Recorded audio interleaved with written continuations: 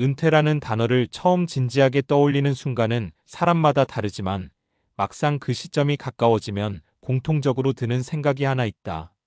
이제부터 어떻게 살아야 하지? 월급이 끊긴다는 불안, 사회적 역할이 줄어든다는 허전함, 그리고 무엇보다도 건강하게 오래 살 수 있을까라는 질문이 머릿속을 맴돈다. 사실 은퇴 준비라고 하면 대부분은 돈 이야기부터 떠올린다. 물론 중요하다.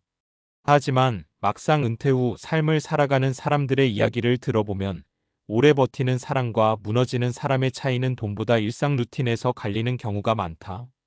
그래서 요즘 더 주목받는 건 화려한 재테크보다도 꾸준하고 단단한 하루를 만드는 사람들의 삶이다. 거창하지 않아도 흔들리지 않는 생활. 바로 그런 점에서 59세 박덕수 씨 같은 사례가 많은 사람들에게 공감을 준다. 특별할 것 없어 보이지만 오히려 그래서 더 현실적이고 따라 해볼 수 있기 때문이다. 1. 은퇴 후 삶에서 가장 중요한 건 리듬이다. 은퇴를 하면 가장 먼저 무너지는 게 시간의 구조다. 출근 시간도 없고 퇴근 시간도 없고 해야 할 일도 없다. 처음에는 이게 자유처럼 느껴지지만 시간이 조금 지나면 오히려 방향을 잃는다. 박덕수 씨의 하루는 아주 단순하다. 아침에 같은 시간에 일어나고 가볍게 몸을 풀고 식사를 챙겨 먹고 일정 시간은 걷고 오후에는 취미나 소소한 일을 한다. 이게 뭐 대단한가 싶지만 사실 이 단순함이 핵심이다. 사람은 일정한 리듬이 있어야 안정감을 느낀다. 특히 은퇴 이후에는 외부에서 강제되는 리듬이 사라지기 때문에 스스로 만들어야 한다. 많은 사람들이 은퇴 후 우울감을 겪는 이유도 여기 있다. 할 일이 없어서가 아니라 하루의 구조가 무너졌기 때문이다. 2. 건강은 관리가 아니라 생활 방식이다. 은퇴 준비를 이야기할 때 빠지지 않는 게 건강이다. 그런데 대부분은 이렇게 생각한다. 나중에 시간 나면 운동해야지. 하지만 현실은 반대다. 시간이 많아질수록 오히려 더 안 움직이게 된다. 박덕수 씨가 특별한 운동을 하는 건 아니다. 헬스장을 다니는 것도 아니고 무리한 운동도 하지 않는다. 대신 매일 걷는다. 그리고 식사를 일정하게 유지한다. 이게 왜 중요하냐면 건강은 이벤트가 아니라 누적이기 때문이다. 한번 크게 운동하는 것보다 매일 조금씩 움직이는 게 훨씬 효과가 크다. 특히 50대 이후에는 무리한 운동보다 지속 가능한 활동이 더 중요하다. 관절도 근육도 예전 같지 않기 때문이다. 3. 돈보다 더 중요한 건 쓸 이유다. 은퇴 후 가장 많이 하는 고민 중 하나는 돈이다. 이 돈으로 얼마나 버틸 수 있을까? 그런데 의외로 많은 은퇴자들이 공통적으로 말하는 게 있다. 돈이 부족해서 힘든 게 아니라 쓸 이유가 없어서 삶이 허전하다는 것이다. 박덕수 씨는 큰 소비를 하지 않는다. 대신 소소한 지출을 즐긴다. 시장에 가서 재료를 사는 것, 동네 카페에서 커피를 마시는 것, 가끔 손주에게 용돈을 주는 것. 이런 작은 소비들이 삶의 만족도를 만든다. 결국 중요한 건 돈의 크기가 아니라 그것을 사용하는 방식이다. 4. 실제 사례로 보는 은퇴 후 삶의 차이. 이 이야기가 더 현실적으로 느껴지도록 비슷한 나이대의 세 가지 사례를 한번 비교해 보자. 사례 1 준비는 했지만 무너진 경우. 김씨 61세는 퇴직 전까지 열심히 돈을 모았다. 연금도 있고 저축도 충분했다.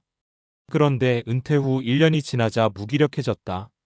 아침에 늦게 일어나고 TV를 보며 시간을 보내고 외출은 점점 줄었다. 결국 건강이 급격히 나빠졌다. 돈은 있었지만 삶의 리듬이 없었던 것이다. 사례 2 소득은 적지만 안정적인 경우. 이씨 58세는 큰 자산이 없다. 퇴직 후 작은 아르바이트를 병행하고 있다. 하지만 매일 같은 시간에 일어나고 일을 하고 운동을 하고 사람들을 만난다. 소득은 많지 않지만 삶의 만족도는 오히려 높다. 이유는 간단하다. 자신만의 생활 패턴이 있기 때문이다. 사례 3 박덕수 씨처럼 균형 잡힌 경우. 박덕수 씨는 큰 욕심을 내지 않는다. 돈도 무리하게 굴리지 않고 건강도 과하게 관리하지 않는다. 대신 지속 가능한 삶을 선택했다. 매일 비슷한 시간에 일어나고 무리하지 않는 선에서 몸을 움직이고 소소한 소비로 일상의 즐거움을 만들고 사람들과의 연결을 유지한다. 이 네 가지가 그의 삶을 지탱하는 핵심이다. 5. 결국 은퇴 준비의 핵심은 이것이다.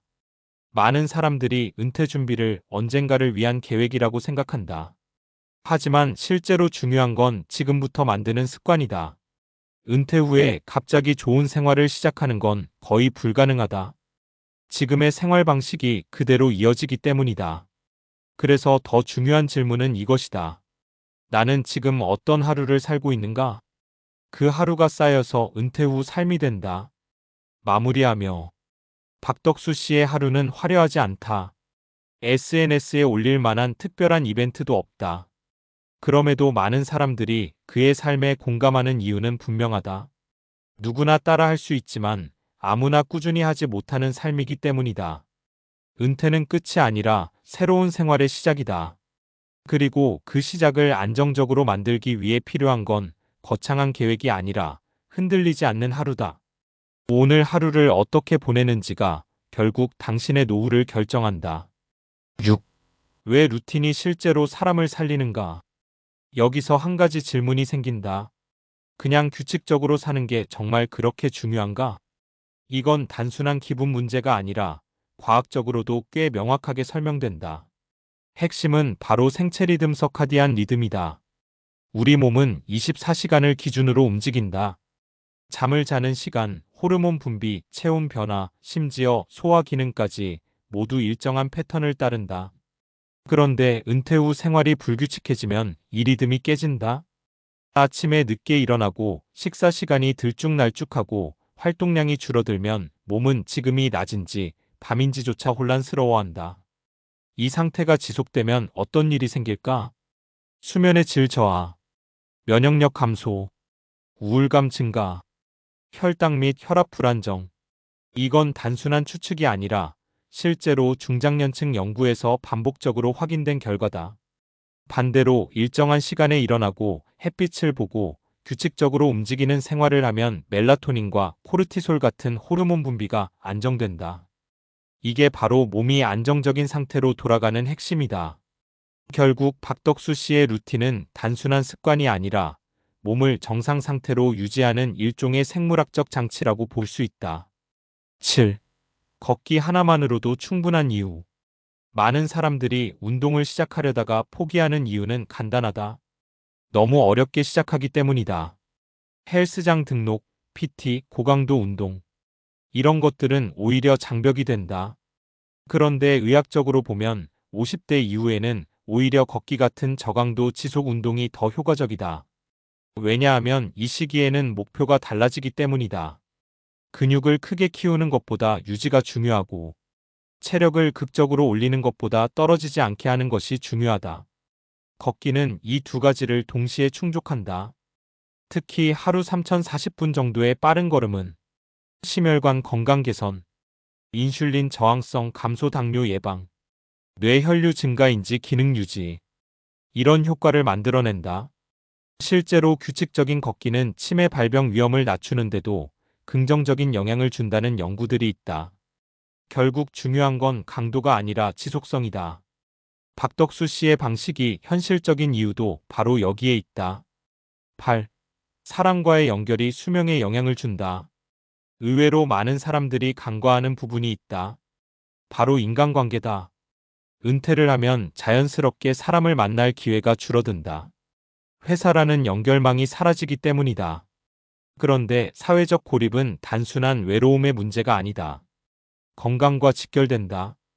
연구에 따르면 사회적 고립은 흡연이나 비만만큼이나 건강에 해로운 요인으로 작용하고 심혈관 질환, 우울증, 치매 위험을 높인다. 반대로 꾸준히 사람을 만나고 대화를 나누는 사람들은 스트레스 호르몬이 낮고 뇌 활동이 활발하며 삶의 만족도가 높다. 박덕수 씨가 특별한 취미가 없어도 괜찮은 이유는 여기에 있다.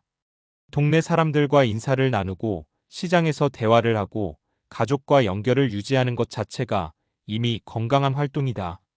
결국 은퇴 후 삶에서 중요한 건 얼마나 많은 사람을 아느냐가 아니라 얼마나 꾸준히 연결되어 있느냐다.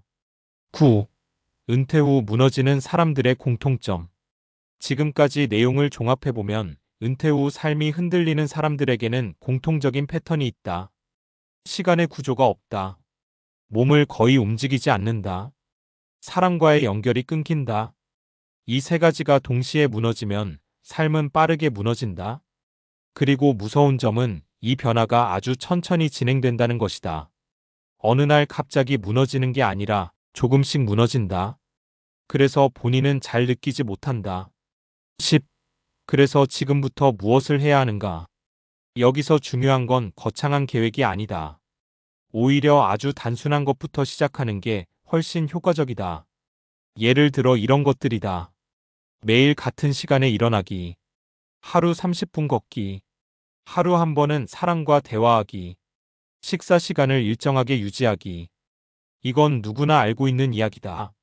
그런데 대부분은 나중에 하지라고 미룬다. 하지만 은퇴 후 삶은 갑자기 바뀌는 게 아니라 지금의 습관이 그대로 이어진다.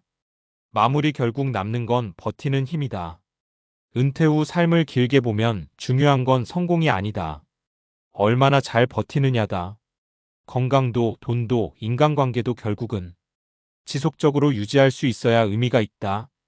박덕수 씨의 삶이 특별해 보이지 않는 이유는 그가 무언가를 더해서가 아니라 무너지지 않게 유지하고 있기 때문이다.